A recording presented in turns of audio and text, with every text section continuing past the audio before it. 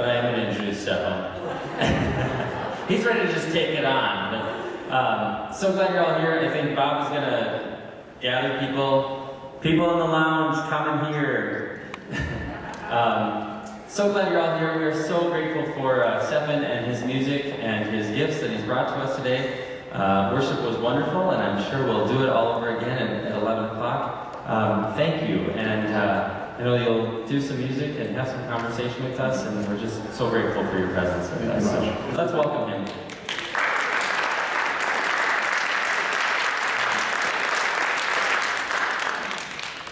So, this is called the forum, is that right? Yeah.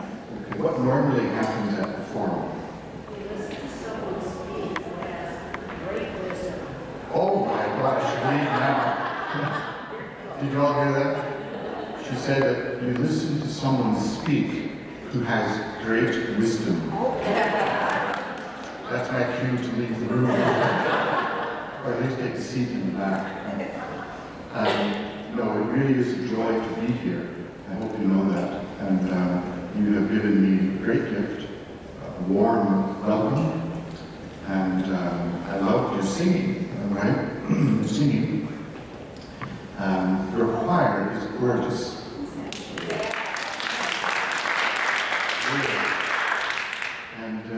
And your pregame band, I hear you. That was a fine message. I enjoyed that very much. So you have a good thing going here, I can see that. So wherever I go, I tell people about other people. So I'm putting you on my list. Yeah, seriously, I don't know much about Lutherans. I have been at Holden Village twice. They were kind enough to invite me there and to read my music with 500 Lutherans. It was a great, I was in heaven, I didn't want to leave. So I really want to affirm the beauty of your tradition, the beauty of your tradition, the artfulness, the singing, the depth. So thank you for carrying on in the world that lovely tradition. I thought first of all ask you if you have any questions or comments either about the liturgy this morning, the music, any questions you have for me whatsoever, I'm open to anything. So the floor is yours for a moment. Do you have any questions or comments? Yes.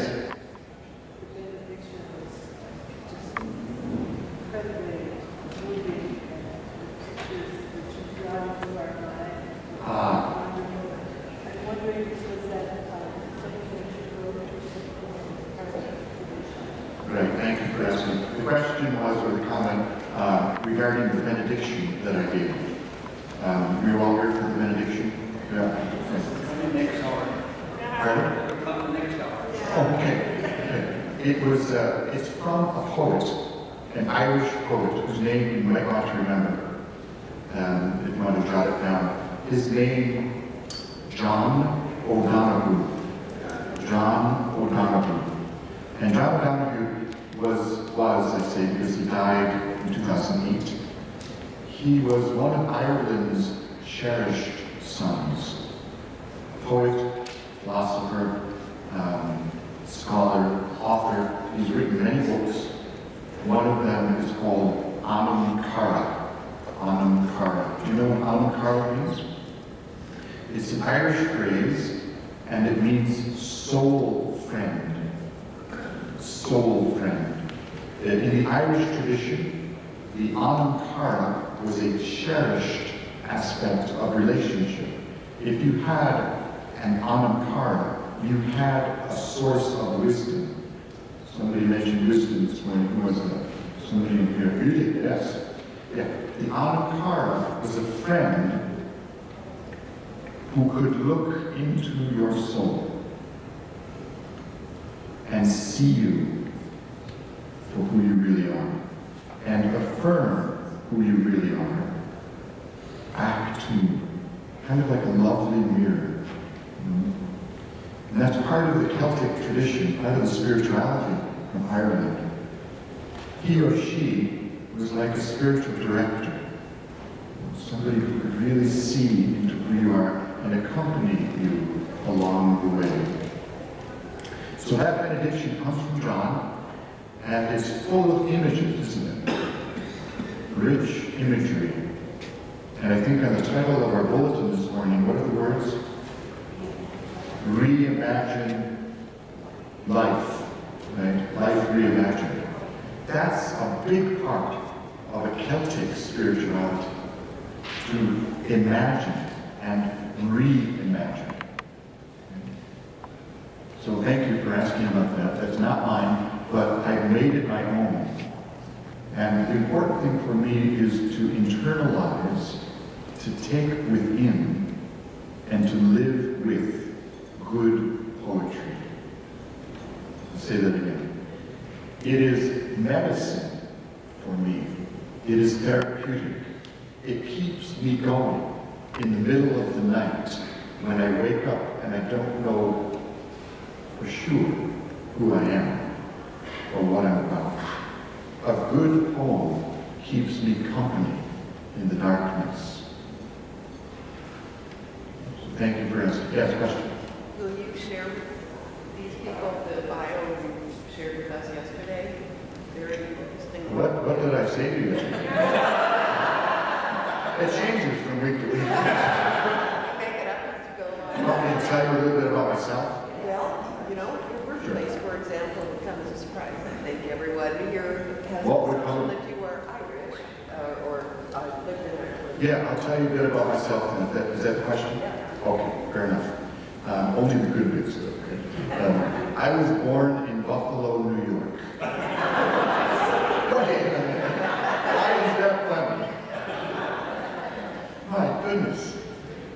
Yes, I was born, and to make it even more interesting, perhaps, I was born in the inner city of Buffalo, New York.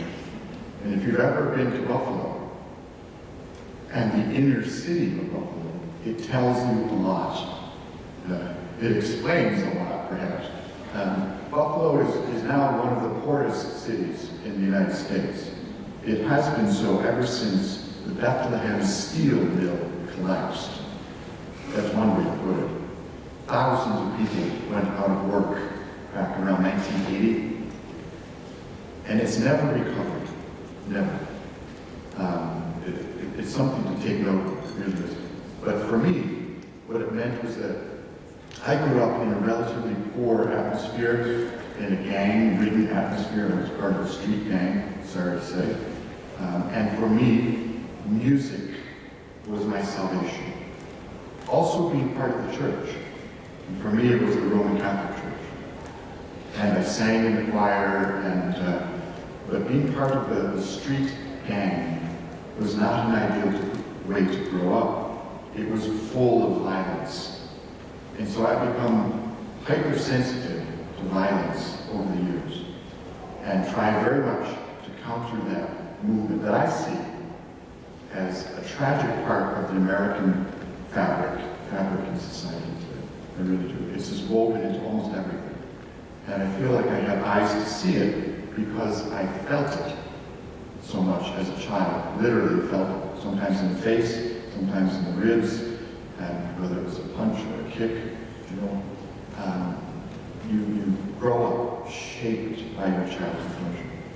And responding to that is what I try to do, but now in a way that is as a peacemaker. As a peacemaker. So my background began there. I never thought I'd ever go to college. Never, ever. My ambition was to drive a truck and be in a rock and roll band. So I guess I'm kind of in a rock and roll band already. And I don't have a truck. I don't even have a car. I live as a monk. I've taken monastic vows, and I'm an oblate member of the Benedictine community. And for 6 years, I lived in Ireland for about 6 years. I studied there, tried to absorb the poetry, the music, the culture, and got to be friends with many Irish people. And so for me now, when I speak of the sacred, right, the sacred for me, because of my Irish experience, includes everything and everyone and all moments. That's part of Celtic spirituality. Not sure what else I can tell you. Anything else you want to know? That's good. Okay, that was pretty good. Yes. Stefan, a couple of people have asked about your robe. Oh, yes. The story you told yesterday, I thought was very interesting. Sure. The robe, it's part of a monastic tradition, of course, to wear the robe. And for me, it's very important because, especially the blue denim robe. Okay. Have any of you ever been to Chicago? Raise your hand. Chicago.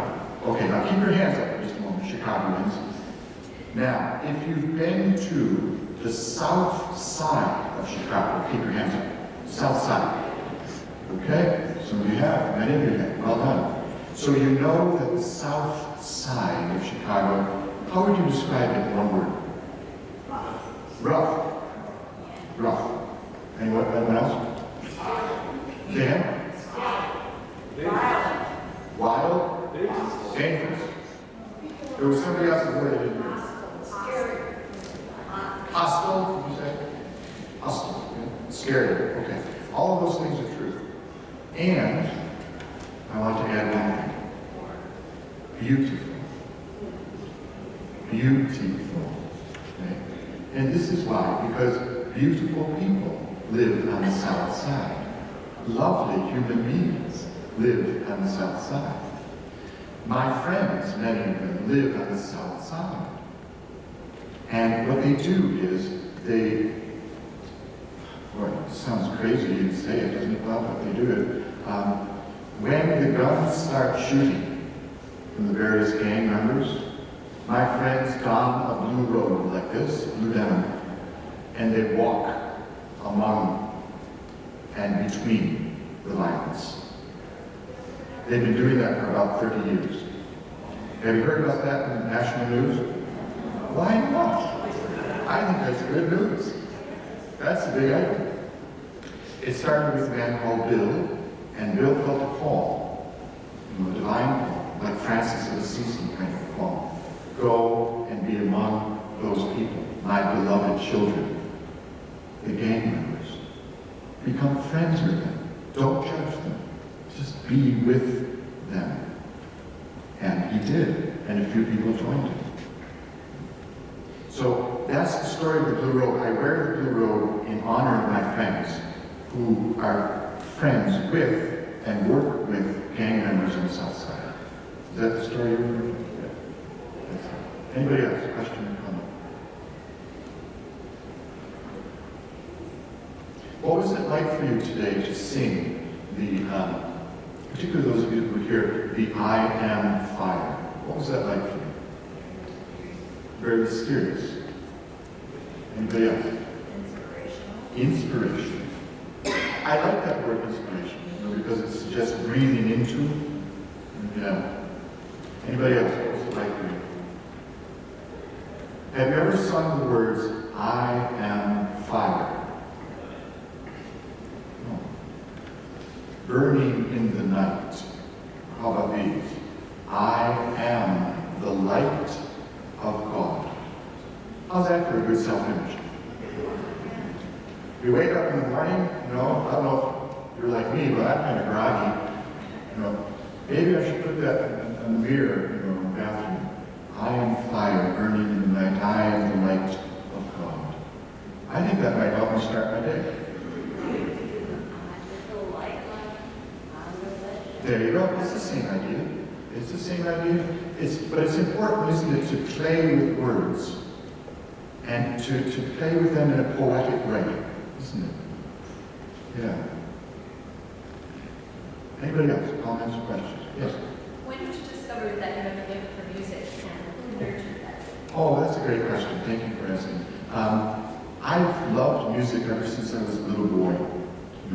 My mom, God bless her, she's still living, can't carry a tune in the proverbial bucket. You know, she just can't.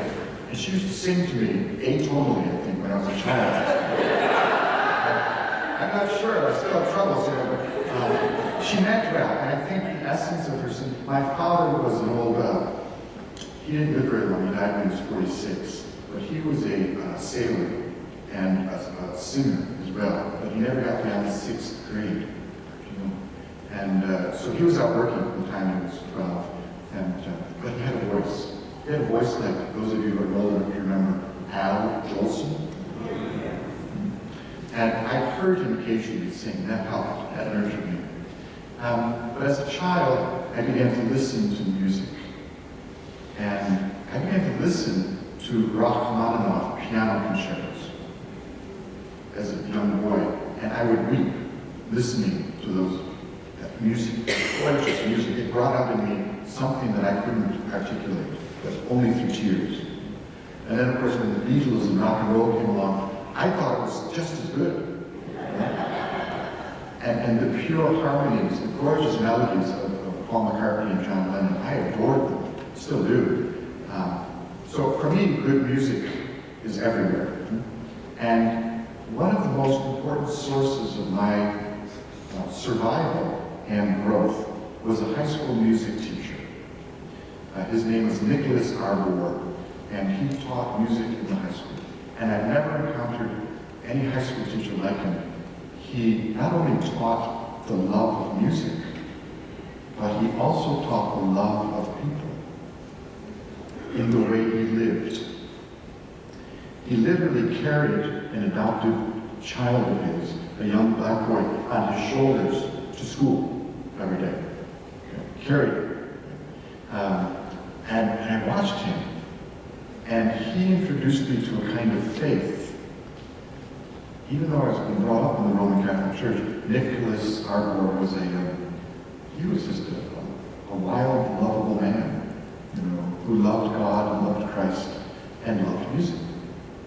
And boy, did that draw me, you know. Watching him, how he lived his life, made such an imprint on my life. It will always be with me. You know. And along the way, I met other wonderful musicians, you know, who have inspired me as well. So, does that answer your question? Anybody else? Question?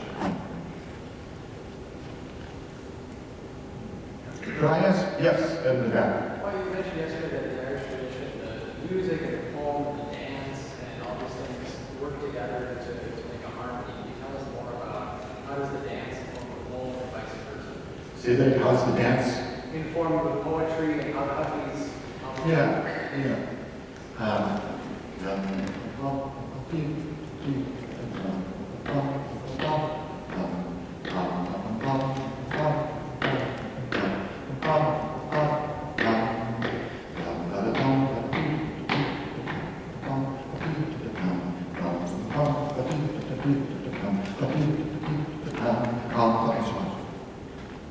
What am I doing?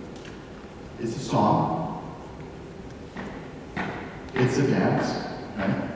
But then if I put words to it, which the Irish would, very often it would be poetic. And the power of that combination is immense. And I think I told you a little story yesterday, didn't I, about the pub? Okay, for those of you that were not here, this is the little story. So I walked into a pub in County Clare, and there's a mom and dad and a little girl sitting there in the pub. Now remember, in the west of Ireland, the pubs are family places. They're happy places. They're healthy places. And you walk in, and there's the mom, the dad, the little girl, having the meal. In the corner is an Irish musician, and he's playing the fiddle. It's lovely. It's setting an atmosphere. It's creating something beautiful for everyone. Moments later, a flute player walks in, and she starts playing with the fiddler. So now you got the fiddler and the flute going, right? And the feel of it is kind of like this. The feel of it is very important. How many of you sing? Raise your hand. Yes. The feel of it is everything. the sensation of sound, the rhythm in your body. So the music is happening in the book. Next, a drummer walks in with a hand drum, a bowl drum. And now the three of them are going at it, and the place becomes charged with energy. At that moment, the little girl, remember her, sitting at the table with her parents, goes over to the mom and whispers something in her ear. The mom gives her a, yep, okay, permission. The little girl then flies out to the center of the room, puts her hands at her side, and starts doing the Irish dance. She's about 10 years of age, you know, her hair flowing, you know, and the feet flying. It was incredible. It was enchanting. The song, the music, the dance, the poetry in the story are also connected. Why would I say poetry? Poetry is rhythm, shared through words, through the flow, the rise and fall of words, isn't it? It's the evocation of imagery that delights, that moves. And the story. When you listen to a good storyteller, is there rhythm in that storytelling? Absolutely. Is there music in the storytelling?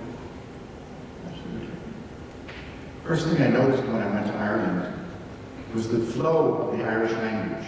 When people speak, it's like, where are you going today? If you ever want to be, if you want a clue as to if somebody is suffering from depression, what happens to their voice? It's low and monotone, isn't it? But the Irish way of speaking is melodic. It's musical. It flows and it has a rhythm of its own. So whether it's storytelling or poetry, it's all combined. And each one of those segments, story, poetry, music, dance, are a mighty force that's embedded in the Irish culture. And the more you get of it, the better off you are. It's like any culture, really. You know, at the heart of the culture is a deep spirituality. You name it, Germanic culture, Irish culture, Italian culture, Polish culture, Native American culture, African American culture. If you get into it deeply enough, it's going to change you. Isn't that lovely? And it's fun. Most of the time. Does that respond to your question? Yeah. Somebody else had a hand up there. Yes. What drew you to the Celtic music tradition? Because you weren't raised in that environment. Well, my mom is Irish, and so we have, you know, that ancestry. But what really, really drew me, I think, what drew me? I think it was a kind of heart, a kind of passion, delight, again, a depth of feeling. When I first began to listen to traditional Irish music, it drew something else out of me, something new, and something where I could no longer live in my rigid box. My theology had to broaden.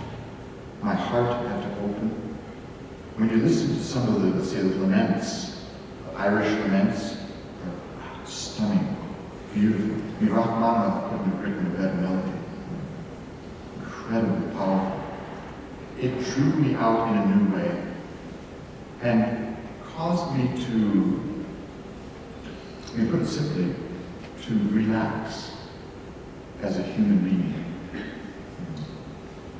Because there's that part of the Irish culture that knows how to relax.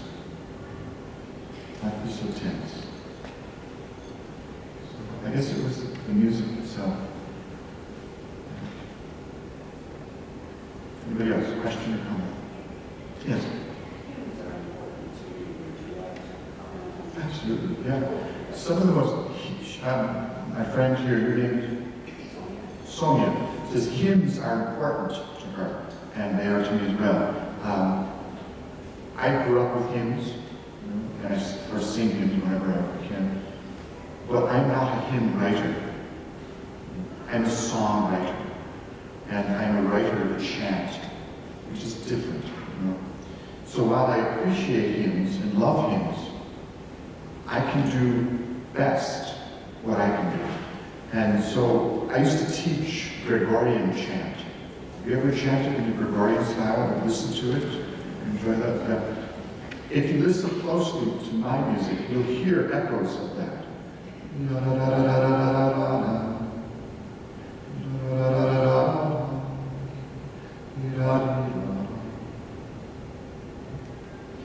And the flow of the chant, it's not a hymn, is it?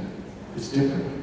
So I think it's, for me, while I appreciate hymns, and we'll sing them all over the place, I can't write a good hymn, to be honest. So I stick with what I do best, Hymn writing for me is like surgery, I leave it for the specialists. But for me, what I want to be able to do is engage an audience immediately.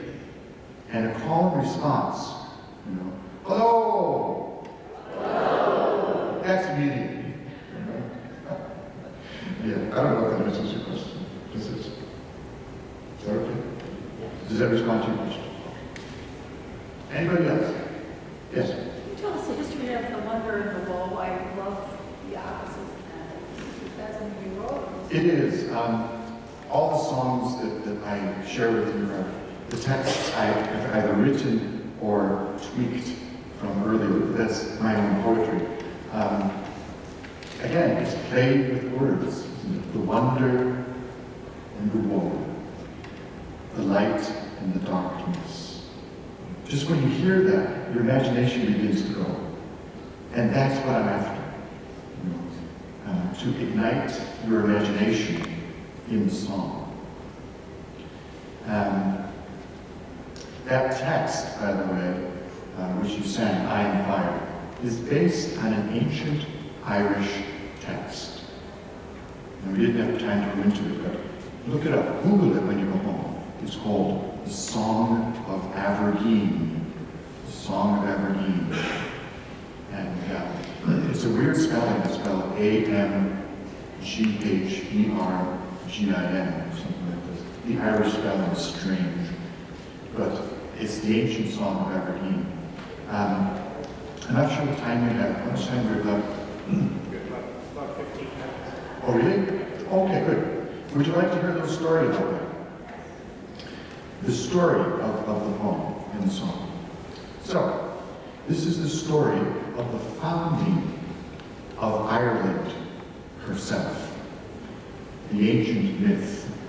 So, get comfortable. Get your story caps on. When's the last time you heard a good story? Here we go. How does it begin? Thank you. And the Irish would add to that. They would say, once upon a time, fado, fado, fado, which in Irish simply means long, long time ago. Fado, fado, fado. Once upon a time, there was a poet whose name was Aberdeen. Say it with me. Aberdeen. And Aberdeen was the first Celt. Remember the Celts? They were a fierce people. They lacked no confidence. A mighty force. Aberdeen landed on the shores of Ireland, what we call it today, from his seal-shaped boat, or his dolphin-shaped ship. Say that 3 times fast. He landed on the shores. And who would he meet as he set foot on the sand? But a woman, a lady, who also happened to be divine. She said to him, "Who are you? And what are you doing here?" Now remember the song, right? How does it begin? Who am I in the wonder? Who am I in the woe? And then he proceeds to say, she said, "Who are you?" She said, "I think you're up to no good." And he said, "You're right. I am here to conquer the land." That's what Celts did. She said, "I don't like this at all. But if you must, then do this for me. Name the land after me. My name," she said, "is Bonva." Say that with me. Bonva. Right. You ever said that word before? No. Bonva. He said, "I will." And he went further inland. Now, it's more interesting. Further inland, who does he meet but a second woman who also happens to be divine? She says, "My sister tells me you're up to no good." He said, "That's right. What you going to do about it?" She said, "Name the land after me. And my name is Fola." Say that one. Fola. Exactly. He said, "I will." And he goes further inland. Now he comes to the heart. Irish always have to have a heart in the story. The heart of the country. And there, who does he meet? Number 3. For Ireland, my friends, was full of trinities long before Patrick landed there. The ancient Celts, pre-Christian, adored trinities, deities of trinities. And guess what? Most of them were feminine. Interesting, huh? So when Patrick landed there, he had no trouble. They said, "We've been doing trinities for a long time." You see how Christianity blended in so well. Yeah? So, back to the story. She said, "I have a name, this third woman goddess. And here's the deal, young Celt. You will name the land after me." And she said it with such authority that he had no choice. "I will," he said. Now, from that day until this, the land has been named after her. For her name was, anybody know? Eru. Eru, say it. Eru. Right. And Eru, down through the centuries, became Era, became Aran, became Ireland. The land of the goddess. So deep, deep, deep in the Irish psyche is the belief that the land is deeply, deeply united with the divine. The land is the body of the goddess. And it's a lovely belief. Imagine if we thought that our land, our earth, was so to be respected, so revered, so divine, that we treated it with great, great reverence. It's not a bad belief. Perhaps we wouldn't frack, you know what I mean? So, that's the story. And Aberdeen then begins to sing his song. "I am wind upon the sea." Say it with me. "I am wind upon the sea. I am the roar of the ocean. I am the roar of the ocean. I am the salmon that swims in the river. I am the salmon that swims in the river. I am the eagle soaring in the sky. I am the eagle soaring in the sky. I am the teardrop of the sun. I am the teardrop of the sun. I am fire burning in the night. I am fire burning in the night. I am the light of God. I am the light of God." You got it. Okay. So that's how story goes together with song. Now the only thing we didn't do today was dance, but I tell you, somebody came up to me during the break and said that Lutherans, he was watching you this morning, and he noticed that you were doing this. Watch closely.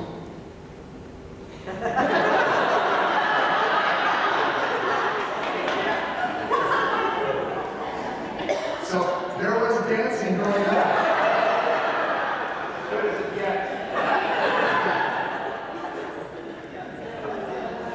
Okay. Any other questions or comments? Okay. Yes, no? One back here. Oh, sorry, you see. Yeah, so you mentioned that your mission is kind of is as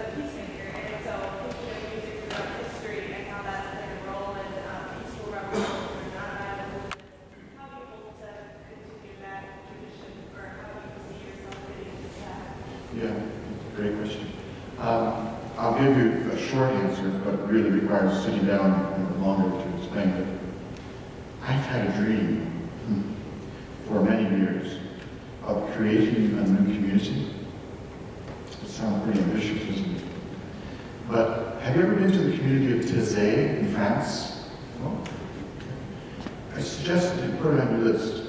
Taize is an ecumenical community in France, where young people, especially between the ages of 18 and 35,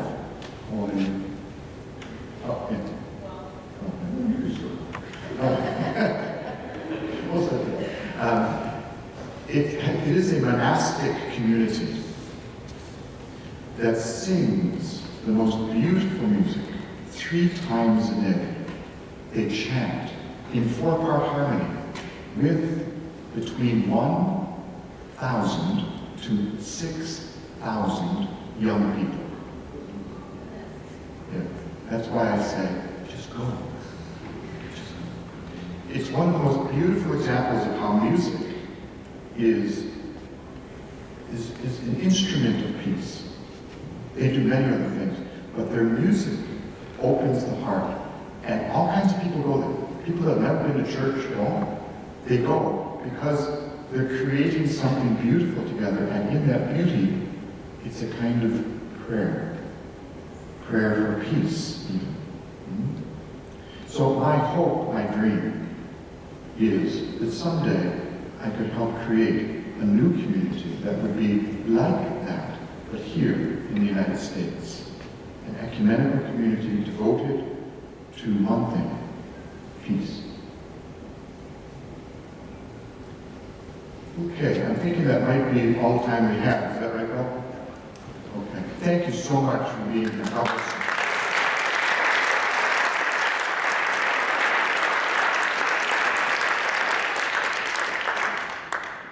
Wow, what a gift to have you here, and what a beautiful vision that you cast for us, reminding us of the tradition in which we're part. You know, it's so easy, I think, as one congregation in one community in one particular place to kind of forget that we're part of something so much bigger. And so thanks for bringing that bigger vision of what God is accomplishing through music and word and story to us. Just so you know, next week is April 17th, and next week's forum will be a presenter from Luther Seminary. His name is Adam Copeland, and he is the director of stewardship at that's not his title. It's something way cooler than that. That's all I can think of right now. But he is a young guy. I happen to go to seminary with his wife, who's now a resident here at Mayo. So he has become familiar with Rochester, and he is going to come and share and talk about stewardship and stewarding the gifts that we have, and how that's happening in new and inventive ways in the church and in society as we look at the gifts that we have to share with the world. So